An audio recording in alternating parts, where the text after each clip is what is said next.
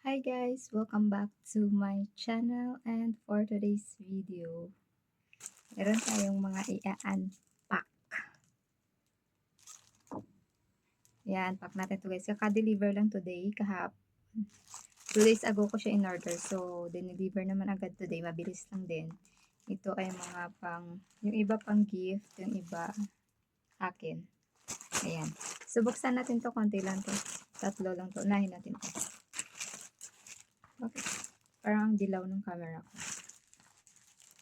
Ayan. Ito ba yung ilaw ko? Ito, unahin natin. Ito ay, hindi ko kasi sa dami kasi ng mga in-order ko, hindi ko alam kung ano yung mga sinang-deliver. Ito ay, okay. Ito ay pambata. Ano to? Cream. Grabe naman ang mga plastic. Ang daming plastic.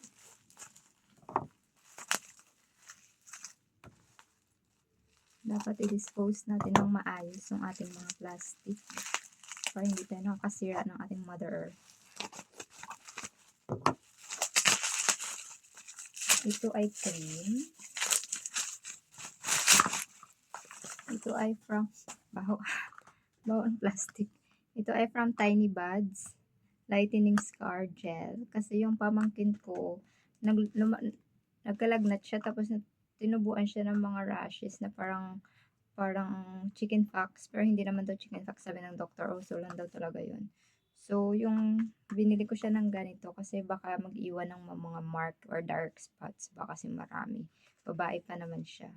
So, I hope na maging effective to. Nabasa ko naman sa review, maganda naman daw tong Tiny Buds na Lightening Scar Gel. So, I hope na effective na sa kanya. So, ayun. Ito yung tsura niya. Alam niyo ang gaganda ng products ng mga Tiny Buds. Pang baby. Yan. So, yun. Natural kasi ingredients siya. So, pwede talaga siya pang baby.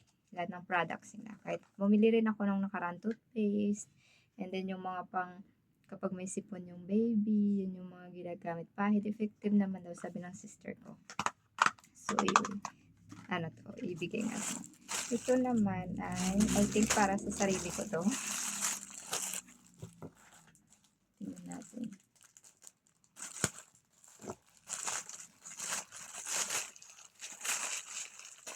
Bakit yung pangalan is Ruby Red? Yung kulay. May ganun palang kulay, Ruby Red. Pero para siyang peach. Ito ay, tatlo to eh. Meron siyang sweater. Ayan. And meron siyang kasamang shorts. Ang iksi naman ang shorts. Meron siyang kasamang shorts. And meron din siyang, nagdidilawan talaga ako sa camera ko. Meron siyang kasama, ay ang sexy nito, ng spaghetti. So, pwede rin siyang pantulog. Or kung gusto mong lumabas, kaya siya mayroong sweater na kasama yung parang para sapaw mo dito.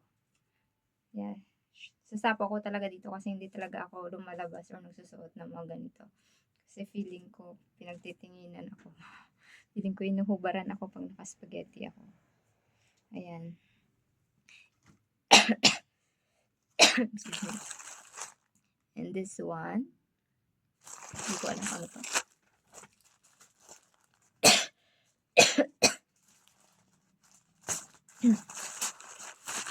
May nagalibak sa akin. Nasa mid ako. Okay. Ito ay gift ko naman to sa aking mother there. Kulay beige yung in-order ko. Para, kahit anong skin tone bagay. Ito siya. And meron siyang turn-on pants. And, hindi naman siya yung parang see-through yung pants. So, maganda rin siya. Pwede siyang panlakad. Actually, pwede siyang pang-attend ng mga formal na mga like wedding, diba? Kasi ang formal niya tingnan. Kasi terno din siya, ganyan. Tapos, lagyan mo lang siya ng accessories or something. So, yun.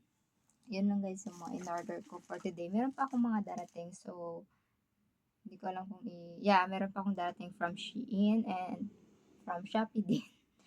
Ayan. So, yun. Yun lang yung pinang-order ko. And yesterday, nag-order ako ng ganito.